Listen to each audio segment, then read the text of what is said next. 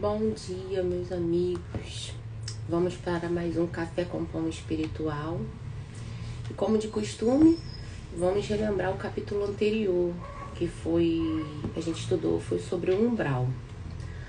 Bom, nesse capítulo, André Luiz, ele contou a experiência dele, né, no umbral, que nada mais é que um estado vibratório, né, um estado de consciência nosso, porque nós ainda estamos muito apegados a querer saber que local é esse e a gente esquece de entender o que nos atrai até esse lugar, o que nos leva, né?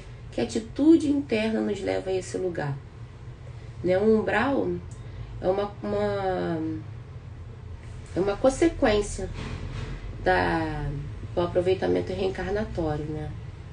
A gente não está aqui a passeio, a gente está aqui, a gente reencarna para poder resolver, né, os nossos desafetos, a gente reencarna para reparar os prejuízos, né, que a gente causa, para aprender a fazer escolhas na nossa vida, que a gente precisa muito disso, né. Deixa eu ver mais o que eu anotei aqui de resuminho. Que o umbral não é só um lugar, é uma postura diante da vida, né? Deixa eu ver mais aqui. O umbral serve como um filtro das impurezas, né? Onde a gente consegue resgatar um pouco dos nossos erros.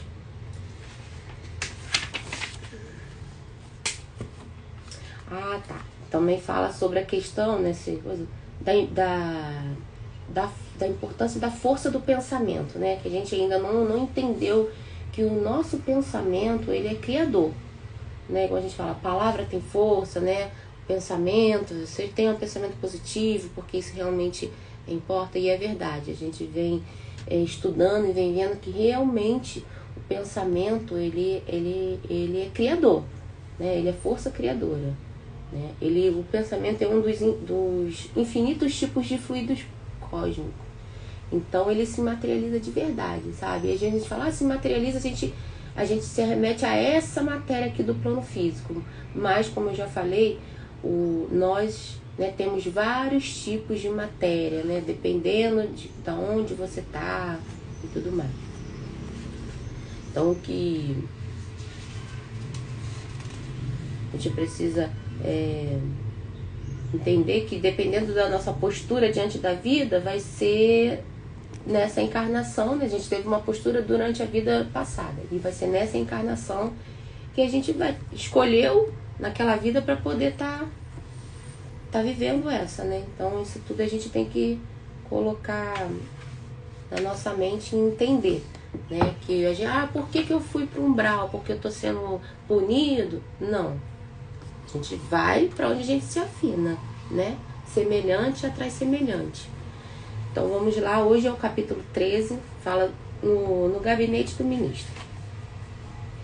Com as melhoras crescentes, surgia a necessidade de movimentação e trabalho.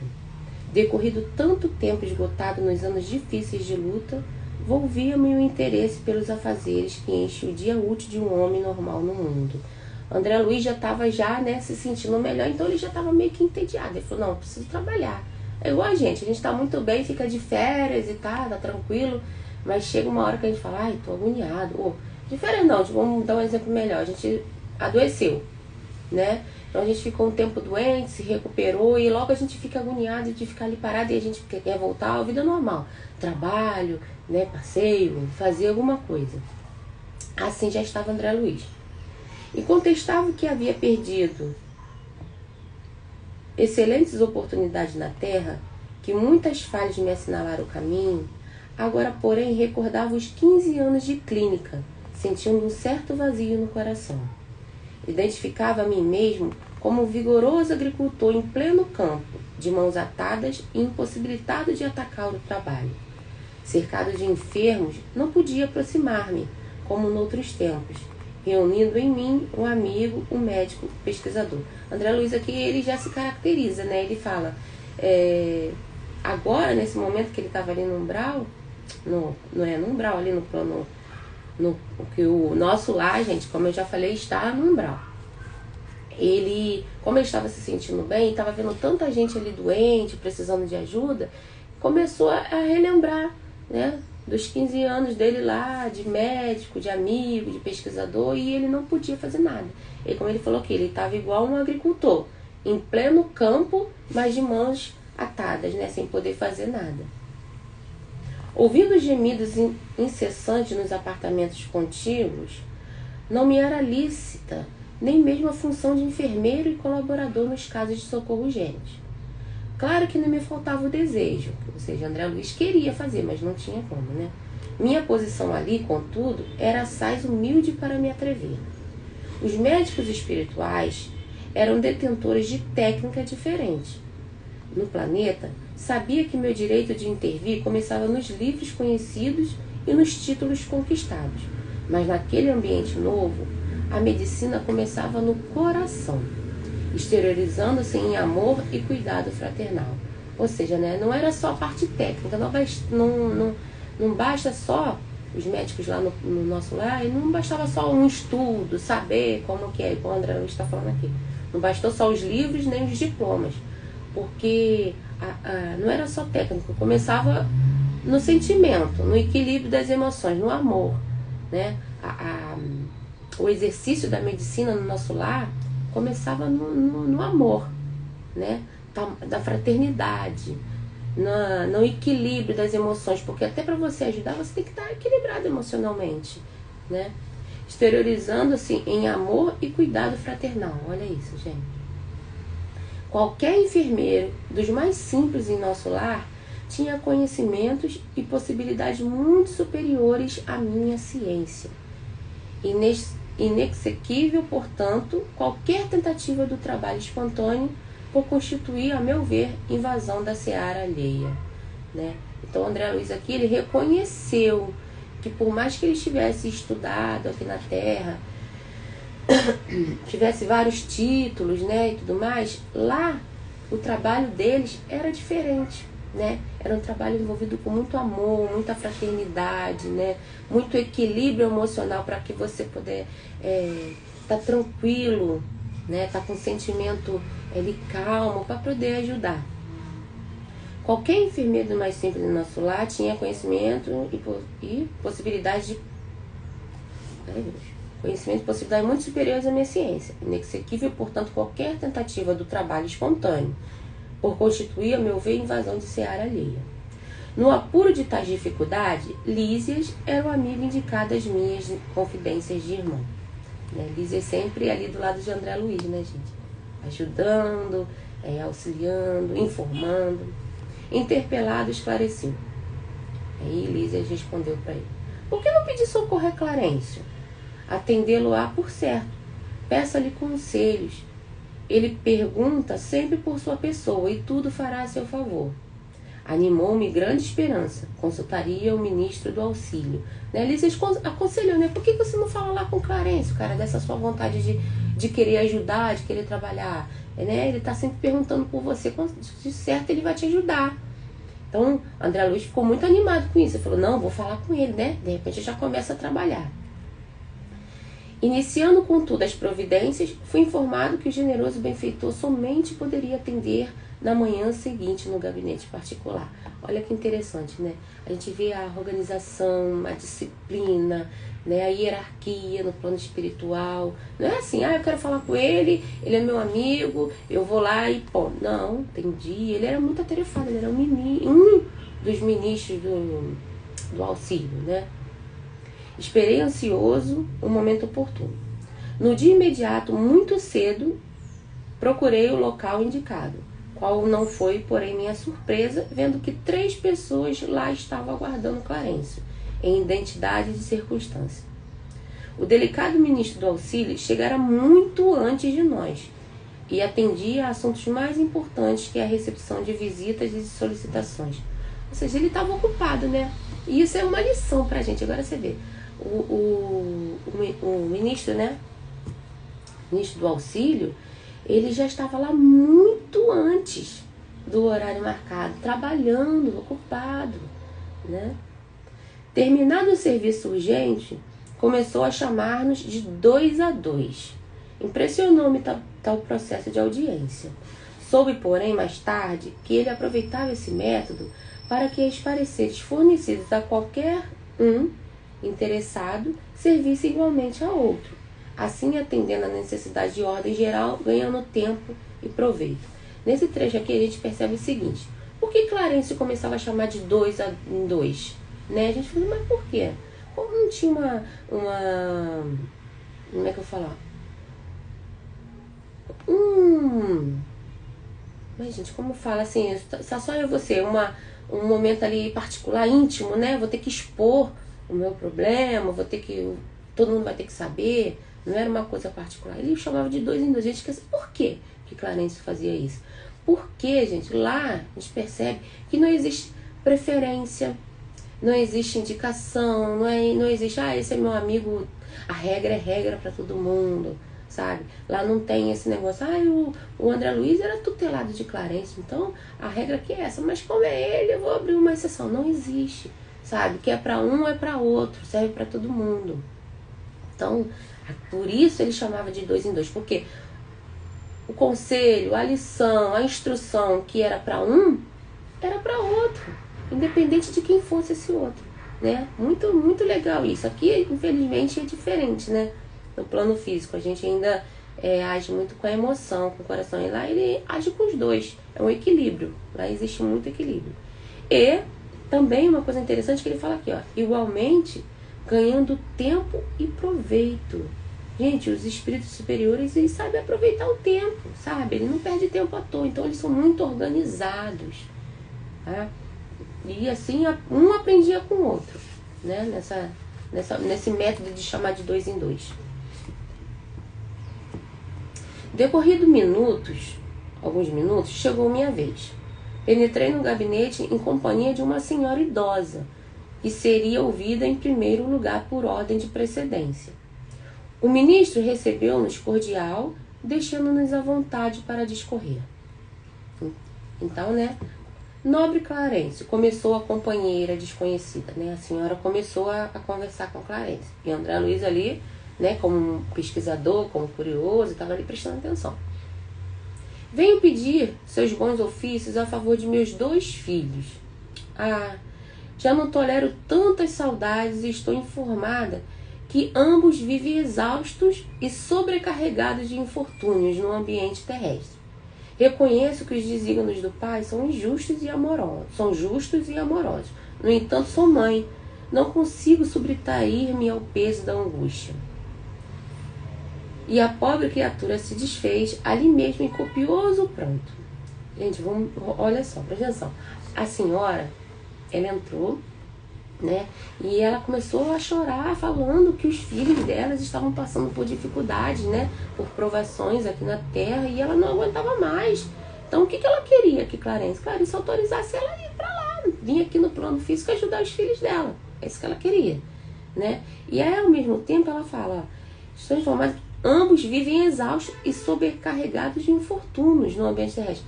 Eles estavam passando pelas provações dele, como todo mundo tem que passar. A gente não está aqui a passeio, a gente está aqui para resgatar parte, né, dos nossos débitos, né?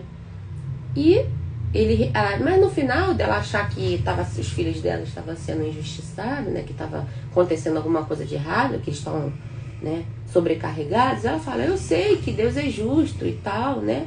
Mas ele é justo e amoroso, mas meus filhos estão passando dificuldade lá e eu tô achando que tá demais já, né? Chega, né? Mais ou menos isso que ela quis dizer. Já passou do tempo. O ministro, dirigindo-lhe um olhar de fraternidade, embora conservando intacta a energia pessoal, respondeu bondoso. Olha aqui. O ministro, dirigindo-lhe um olhar de fraternidade, embora conservando intacta a energia pessoal. O que é isso, gente? Ele estava ali firme, bondoso, amoroso, fraterno, porém firme, né?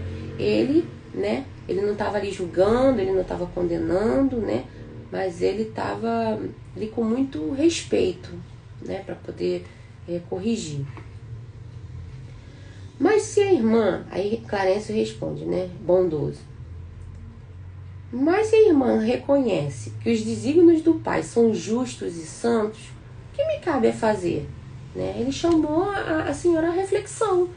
Se você mesmo acabou de falar que Deus é justo, né?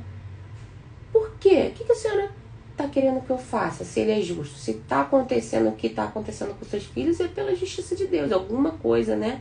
Ele está resgatando ali, né? E ele chamou ela para reflexão. Vamos ver o que ela vai responder, né? Desejava, replicou a aflita, né? Que me concedesse recursos para protegê-los eu mesma na esfera do globo. Ou seja, ela queria interferir, né, gente? Nas provas dos filhos dela. Ela queria vir e tentar ali fazer de alguma forma que ele não passasse pelos seus, como dizer, as suas provas mesmo, os seus momentos de dificuldade que faz a gente, muitas das vezes, enxergar coisas de lá na frente, nos faz melhorar como pessoa. Quem aí nunca passou por uma dificuldade, um problema muito sério, que no final, lá na frente, você fala assim, nossa, depois daquilo eu me tornei uma pessoa melhor, sabe? Eu evoluí como pessoa, eu me tornei mais ponderada, né? Mais forte. Então, nesse momento, essa mãe queria fazer o quê? Acabar com isso e falar, vou botar meu filho aqui embaixo da minha asa, vou lá descer, não vou deixar mais nada acontecer com ele, né? Mesma coisa se a gente como pais, né? A gente quer colocar o nosso filho embaixo da asa, não deixa ele viver, né? Fica o tempo todo dentro de casa trancado. Um dia que a gente vai, desencarna, o nosso filho não sabe nem por onde começar, que a gente protege tanto, é tanto amor, como a gente falou ali no capítulo anterior. Nem toda paixão, né, é amor, né? Falei isso numa coisa aqui anterior.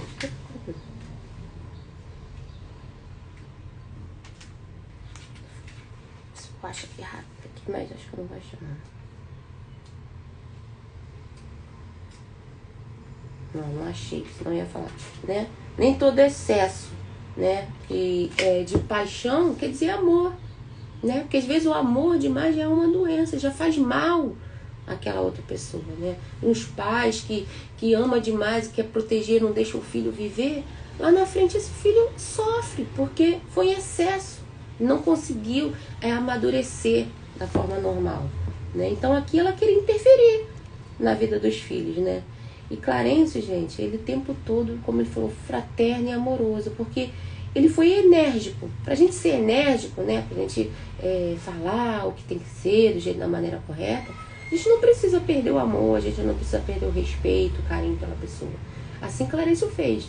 Ele estava ali, conversando, orientando, mostrando pra ela que aquilo ali, fazendo ela refletir com respeito, porém enérgico. Aí ele responde assim: minha amiga, disse o benfeitor amorável, só no espírito de humildade e de trabalho é possível a nós proteger alguém. Que me diz de um pai terrestre que desejasse ajudar os filhinhos, mantendo em absoluta quietação no conforto do lar? O pai criou o serviço e a cooperação como leis que ninguém pode trair sem prejuízo próprio. Nada lhe diz a consciência nesse sentido? Quantos bônus horas poderá apresentar em benefício da sua pretensão? O que é o bônus horas, gente? O bônus horas é como se fosse, vamos dizer assim, falando de uma maneira bem simples, o dinheiro, né? Uma moeda. Vamos dizer assim, você trabalha, você dá ali, trabalha em função do próximo e ganha um benefício. E esse benefício se chama bônus horas. Aí eu vou botando ali o bônus horas na minha carteira e vou guardando. Não. São como se fossem anotações na sua encarnação de trabalho em prol do outro, do próximo, né? Que nós estamos aqui, nós vivemos realmente numa sociedade, num ciclo, nós estamos evoluindo em conjunto, né? Como foi, fora da caridade não há salvação. Porque quanto mais a gente faz, gente, por alguém, o maior beneficiário somos nós. Então, não é um pagamento, porque o pagamento do trabalho, do produto, é o próprio trabalho mesmo. Porque quanto mais a gente trabalha, mais a gente evolui, mais a gente aprende, né? Mais a gente conquista amigos, benfeitores espirituais, porque você imagina, cada um de nós tem um benfeitor, né? Tem um amigo espiritual, tem uma família espiritual que, como essa mãe, quer que a gente fique bem, né? Torce pela gente, tá ali tentando ajudar, que a gente evolua, que a gente fique bem. Então, se eu vou lá e ajudo essa pessoa, automaticamente aquelas pessoas que gostam, que estão ali torcendo por ele, vão ficar grato a mim, né? E quando eu vier a precisar, eles também vão me ajudar, porque eu estou conquistando amigos no plano espiritual. Eu estou conquistando pessoas que vão gostar de mim, vão estar ali querendo, fazendo aquela benfeitoria por prazer. Então, o maior beneficiário somos nós. Entendeu? Quanto mais a gente doa, mais a gente recebe. Se eu estou doando o meu trabalho, meu tempo, meu carinho, ou qualquer coisa que seja, mais eu vou angariando. Eu vou contar uma história para vocês assim simples. Uma vez, há muitos anos atrás, eu estava no ônibus, tinha umas crianças chorando muito, tava um calor daqueles, né? E entrou um vendedor de picolé e aquelas crianças estavam, sabe, eu olhava e via que eles estavam ali, sabe, com muito calor, estavam com fome, passando dificuldade. E a mãe, as crianças eram muito pequenininhas, e as crianças choravam e a mãe falava: meu filho, a mãe não tem dinheiro e tal, não sei o quê. E aquilo foi me dando, eu falei, não, tem que fazer uma coisa. Eu fui, chamei, perguntei se ela se importaria, né, se eu desse o picolé às crianças. E dali eu comprei o picolé, dei às crianças ficaram felizes. A moça, o sorriso dela de gratidão, porque a gente que é mãe sabe, um filho querer alguma coisa e a gente não poder dar, dói demais na gente. E ali foi uma coisa tão simples, um picolé, e passou. Passaram-se anos, gente, anos, nem me lembro quanto tempo. Eu estava num trabalho, num posto de saúde, trabalhando, e de repente uma moça chegou perto de mim e falou assim: eu lembro de você, você lembra de mim? Eu falei, não. Ela falou assim: uma vez eu estava no ônibus e você comprou picolé para meus filhos, eu sou muito grata a você, muito obrigada. Eu parei e falei assim, gente, eu nem lembrava desse episódio. Mas o que a gente faz de bom, de coisas do bem para uma pessoa, a pessoa nunca esquece. Igualmente quando a gente faz coisa ruim também, é fato, né? Vocês imaginam se eu tivesse feito alguma coisa com ela naquele dia, ruim. Depois de não sei quantos anos ela ia me encontrar em outro lugar, ela poderia fazer qualquer coisa comigo, eu não ia nem saber o que estava acontecendo. E ela chegou ali, me deu um abraço tão grata. E eu falei assim, gente, eu nem lembrava. Eu ia passar 500 vezes por essa moça e não ia lembrar do rosto dela. Mas ela não esqueceu de mim.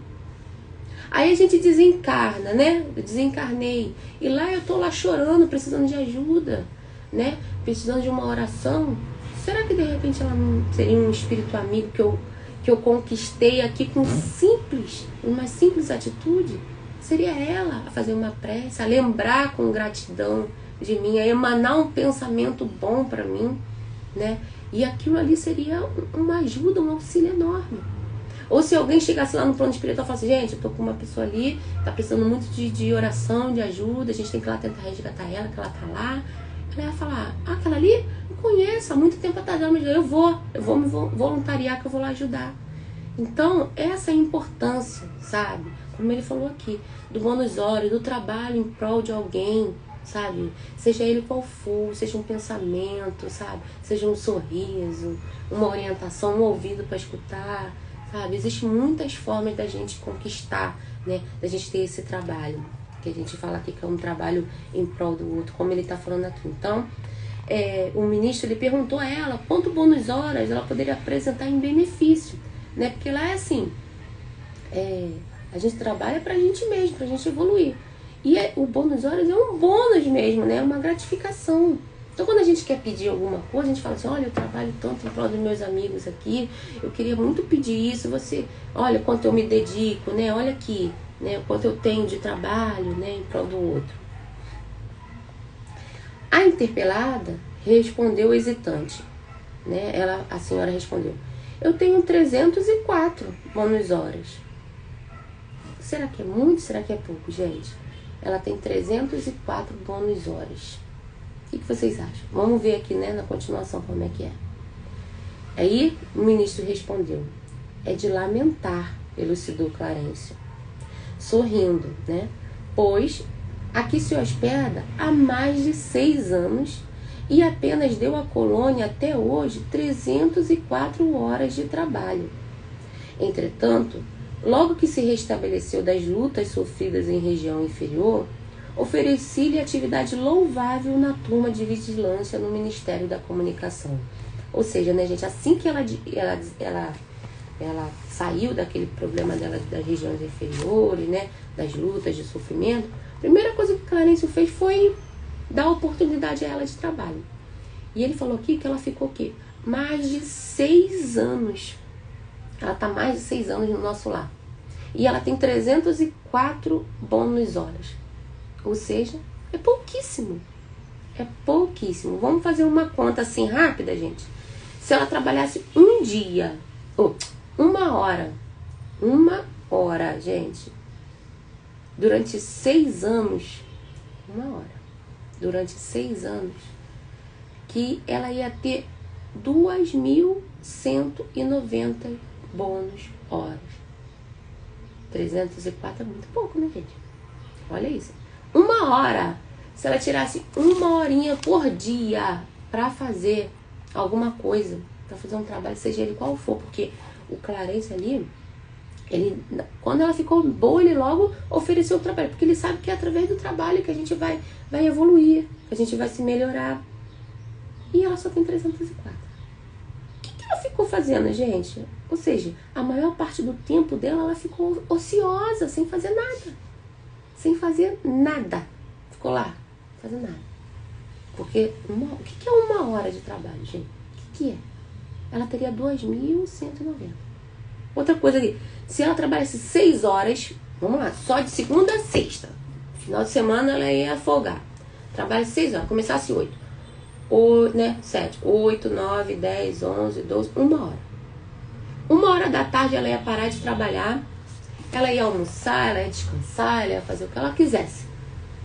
Trabalharia só 6 horas por dia, de segunda a sexta. Ela teria, gente, se a gente multiplicar isso por 6 anos, ela teria 10.800 bônus hora. Olha a diferença. Ela só trabalharia de segunda a sexta até 1 hora da tarde. Teria 10.800. Olha quanto ela teria em favor dela. Olha o quanto que ela perdeu de oportunidade. Gente, 304 é nada. Né? É nada em comparação a isso. Então vamos continuar vendo aí como é que foi isso. Aí ela respondeu, né? Quando o Clarencio falou isso pra ela, ela falou: mas aquilo por lá era serviço intolerável, atacou a interlocutora. Uma luta incessante contra a entidade malfazejas. Era natural que eu não me adaptasse, né? Ou seja, ela era no Ministério da Comunicação, ela não queria falar com o espírito, sabe, sofredor, tivesse lá perturbado, ela não queria fazer esse serviço. Aí o Clarencio falou: tudo bem, porque lá a gente não é obrigada a nada, nem lá nem aqui. Nós temos o nosso livre arbítrio. Nós não somos obrigados a nada, né? Então, no plano espiritual é a mesma coisa. Ele ofereceu aquele serviço, ela não quis. Aí vamos continuar. Clarencio continuou imperturbável. Coloquei-a depois entre os irmãos da suportação nas tarefas regeneradoras. Aí ela respondeu: pior, exclamou a senhora. Aqueles apartamentos andam repletos de pessoas imundas, palavrões, indecências, misérias, né? Aí, por que, gente, ela tá falando isso? Porque esse departamento, né, nas tarefas regeneradoras, no Ministério da Regeneração, são as pessoas que acabam de chegar, ser resgatada do umbral das zonas de sofrimento, igual a André Luiz foi, igual ela foi. Ainda estão desequilibrados, estão ali gritando, estão xingando, ainda estão naquela perturbação, né? Estão precisando de amor, de ajuda, de alguém que ali acalma e fala: calma, meu irmão, vai ficar tudo bem, calma, né? Vamos fazer um trabalho nele, vamos mostrar para ele que vai ficar tudo bem, que ele vai melhorar, né? Ela não queria. Só que ela esqueceu que ela também já passou por isso e tinha vários irmãos que quiseram ajudá-la, né? Que estavam ali dispostos ao serviço, ao trabalho, estavam se doando, né? Doando o amor, a fraternidade para ela, para esses irmãos recém-chegados, né? Ela falou que não quis. Reconhecendo suas dificuldades, esclareceu o ministro: enviei-a a cooperar na enfermagem dos perturbados. Ou seja, ele deu outra oportunidade. Mas quem os tolerará senão os santos? Inquiriu a pedinte rebelde. Fiz o possível, entretanto, aquela multidão de almas desviadas assombra a qualquer um. Não ficaram aí meus esforços, replicou o benfeitor, né, sem se perturbar. Localizei-a nos gabinetes de investigações e pesquisas no Ministério do Esclarecimento. Contudo, talvez enfadada com as minhas providências, a irmã se recolheu deliberadamente aos campos de repouso. Gente, ou seja, aí o que Clarice fez? Botou ela tipo como enfermeira, alguém para auxiliar, alguém para orientar. Viu que ela não estava se adaptando, o que ele fez? Ele colocou ela no Ministério do Esclarecimento, nos gabinetes de investigações e pesquisa. Ou seja, o que ela fazia? A parte burocrática. Né? Chegava um irmão lá e falava assim: minha irmã, estou precisando aqui da ficha aqui da Aline.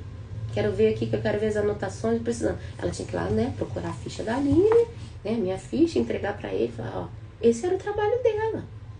Não era mais de estar lidando com a pessoa desequilibrada, a pessoa sofredora, né, pessoa que estava precisando de amor, de doação, de carinho, já que ela não queria, ele arrumou um trabalho burocrático para ela, que era nesse momento, no serviço de pesquisa, de investigação do Ministério do Esclarecimento.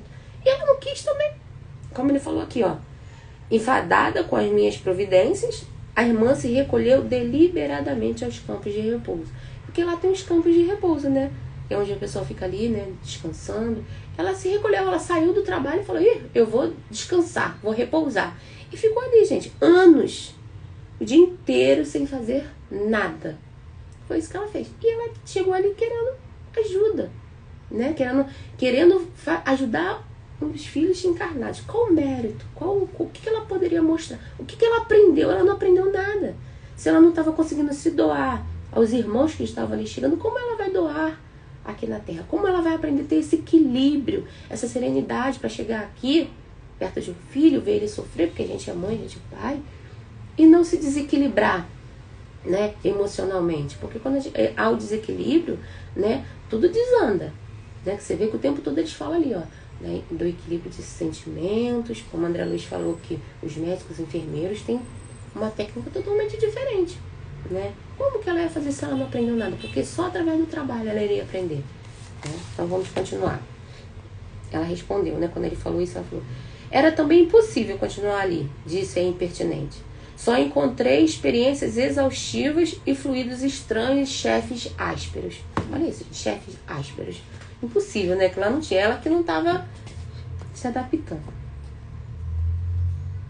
Aí, gente, vamos lá. E começa aquela lição, como eu falei. Clarence, nesse momento, agora ele vai ser enérgico. Porém, com amor, com respeito. Então, ele vem falando. Pois note, minha amiga, esclareceu o devotado e seguro orientador. O trabalho e a humildade são as duas margens do caminho do auxílio. Olha isso, gente, o trabalho e a humildade. O trabalho, propriamente dito, né, de trabalhar, arregaçar a manga, né, ir lá, né, se doar. E a humildade de reconhecer, sabe, os seus erros, a humildade de aceitar o trabalho, porque muitas das vezes a gente quer trabalhar, mas a gente quer escolher, né. Então, assim, na casa espírita, eu vou lá trabalhar. Não, mas eu quero ir só no passe.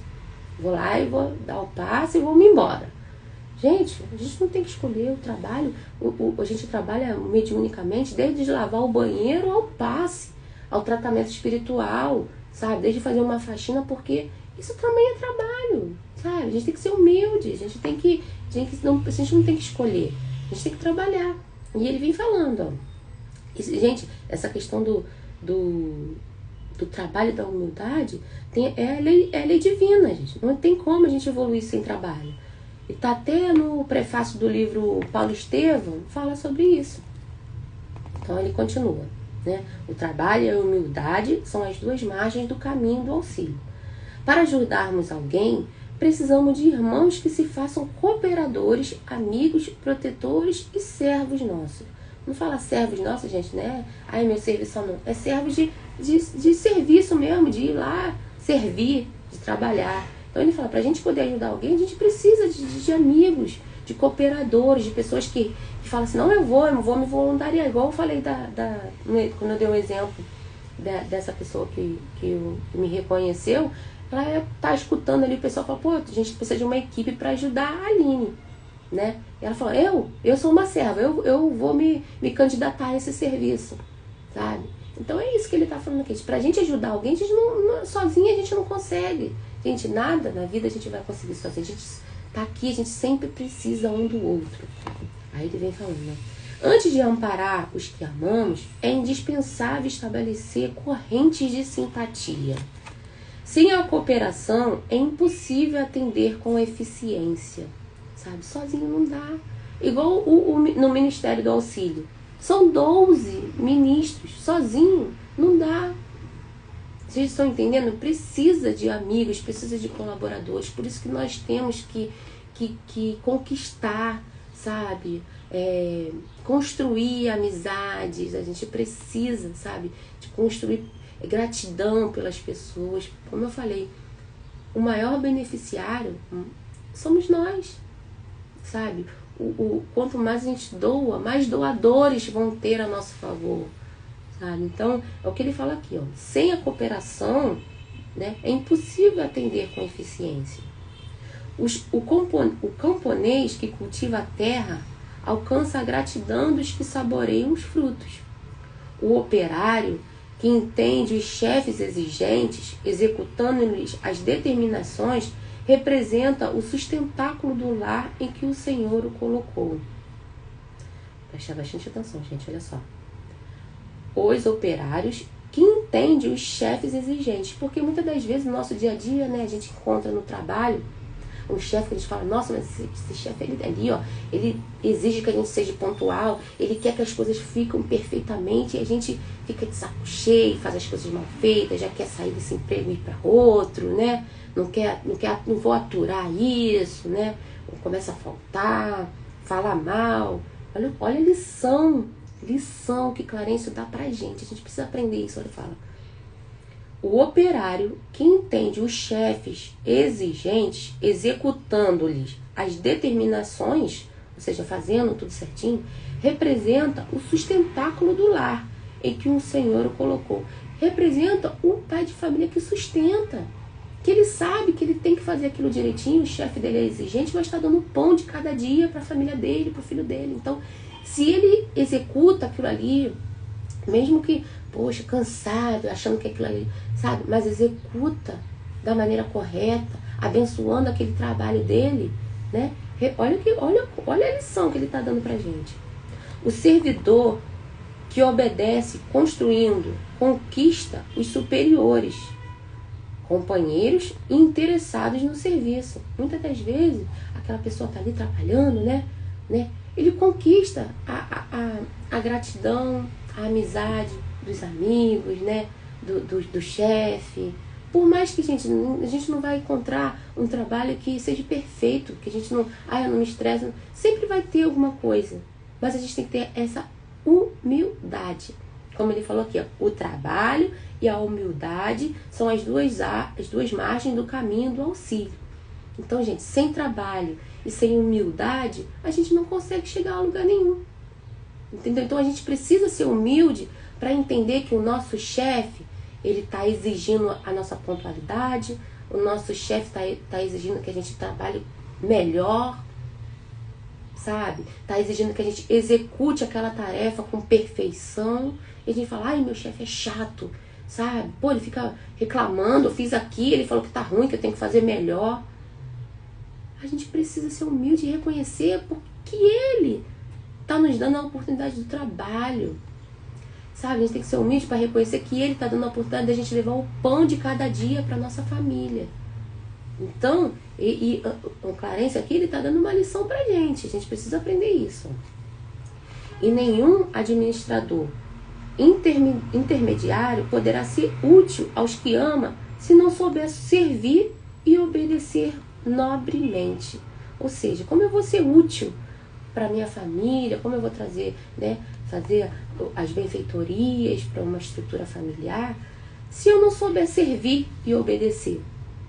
Todos nós temos, por mais, a gente pode ser até dono do próprio negócio. Eu sou o chefe, mas eu sendo chefe, eu tenho que obedecer sempre. Sabe o quê? Eu obedeço, às vezes, uma regra. O Ministério do Trabalho, ele coloca uma regra, assim, assado. Eu tenho que obedecer.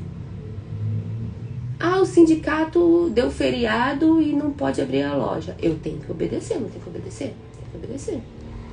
Eu tô indo para trabalho, o sinal fica vermelho. Eu não tô obedecendo a lei de trânsito? Eu tô obedecendo, gente. Então a gente precisa aprender que obedecer não é você ser humilhado, não é você ser menos que alguém. É lei divina. Lei divina, trabalho e humildade de reconhecer que a gente precisa trabalhar, seguir, né, as ordens. Se meu trabalho é limpar o banheiro, eu vou limpar o banheiro. Se o meu chefe chegou aqui e falou, você não limpou direito, isso aqui tá sujo. Mesmo eu cansada, exausta, eu vou lá e vou limpar. Porque eu sou menos, eu tô sendo menosprezada? Não, eu tô fazendo o meu trabalho. E eu tenho que entender que ele é o meu chefe, precisa me dar ordem que aquilo ali precisa ser feito. Aquilo ali está me trazendo sustento para minha casa, gente. Então, ele fala que precisamos ser humildes de reconhecer. A gente ainda acha que a grama do vizinho é sempre mais verde, né? Eu vou sair desse trabalho que meu chefe é muito chato, eu vou pro outro, que o chefe lá eu acho que é melhor.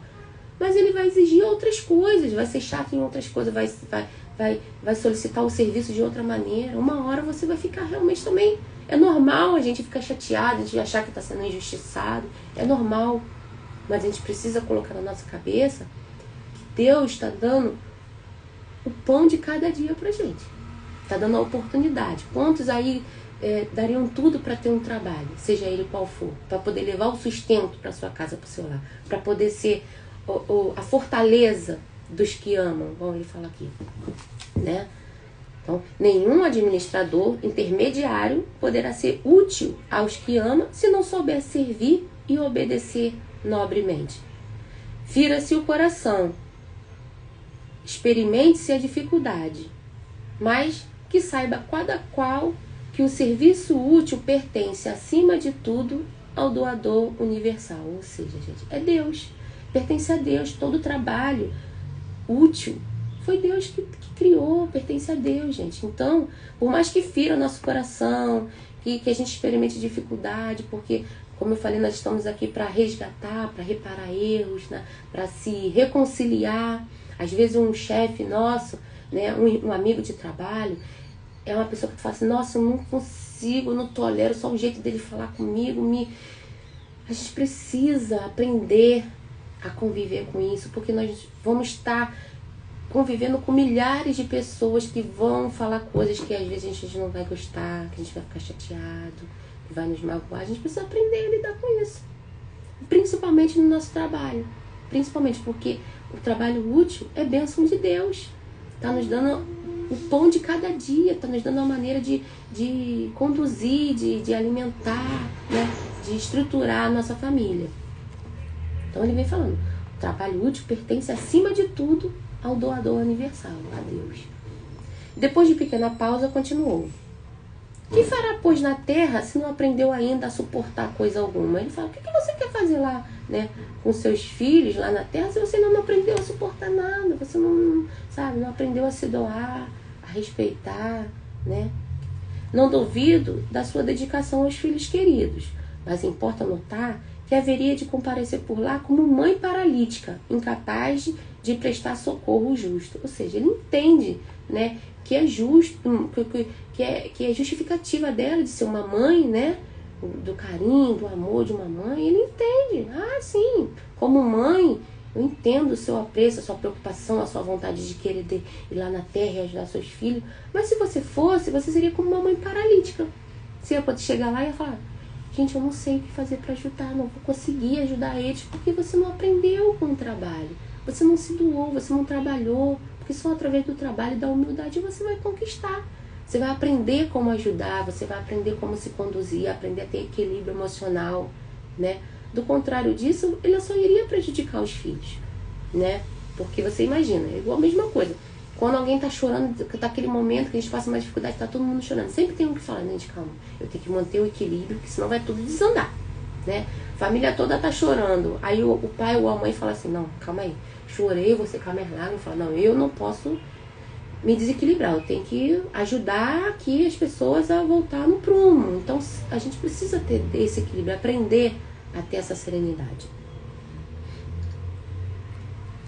Para que qualquer um de nós alcance a alegria de auxiliar os amados, faz-se necessária a interferência de muitos a quem tenhamos ajudado por nossa vez. O que não coopera não recebe cooperação. Isto é a lei, isso é da lei eterna. Ou seja, se você não ajuda, como é que você vai ser ajudado? Se você não coopera em benefício de alguém, como você quer que as pessoas cooperem com você, né?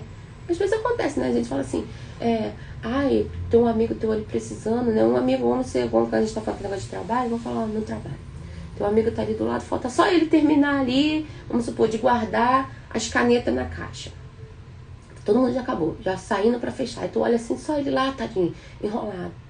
Tu vai perder 5 minutos se for ali do lado dele, ajudar ele a terminar rapidinho pra sair todo mundo junto. Você cooperou com ele ali, a coisa foi tão simples. Aí depois acontece com você, se você não ajudou, vai todo mundo virar as costas e vai embora. Mas aquele amigo que te ajudou, ele vai cooperar com você. Então não queira a gente que as pessoas cooperem com a gente se a gente não coopera com ninguém.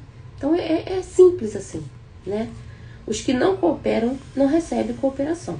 Isso é de lei eterna. E se minha irmã nada acumulou de seu para dar, é justo que procure a contribuição amorosa dos outros. Ou seja, né? Se você nunca fez nada para ajudar ninguém, é justo agora que você quer que todo mundo te ajude? Seria justo isso? Né? Mas, como receber a colaboração imprescindível se ainda não semeou nem mesmo a simples simpatia? Olha isso, gente. Como que ela quer, né, colaboração se ela não conquistou nenhuma simpatia de nenhum irmão, sabe? Nenhum amigo, ela não conquistou nada. Então como que ela quer, sabe? Aí ele fala pra ela, volte aos campos de repouso, né? Volta pra lá pra onde você tá dormindo, tá descansando esses anos todos, né? Onde se abrigou ultimamente, e reflita. Examinaremos depois o assunto com a devida atenção. Né? Sentou-se a mãe inquieta, enxugando as lágrimas copiosas, e em seguida o ministro fitou-lhe compassivamente e falou, aproxime-se, meu amigo. Levantei-me hesitante para conversar. Né? Aí chegou a hora de André Luiz conversar com o ministro Clarencio. Então é isso, gente. Finaliza aqui o capítulo 13 e foi uma lição, né, gente? Trabalho e humildade. Sem trabalho não há nenhuma maneira da gente evoluir, da gente ter merecimento, né? Que a gente possa abençoar o nosso trabalho, o nosso pão de cada dia, por mais chato, por mais difícil que seja. Quem aí nunca teve um trabalho ou não tem, né? Um chefe que é chato, um amigo de trabalho que é chato, mas que a gente saiba ser humilde, saiba ser um servidor, saiba abençoar o nosso pão de cada dia, tá? Um grande beijo a todos, que vocês tenham um dia de trabalho, seja fora ou dentro de casa, com muita humildade, com muita sabedoria e com muita gratidão. Um beijo a todos e até quinta-feira, se Deus quiser.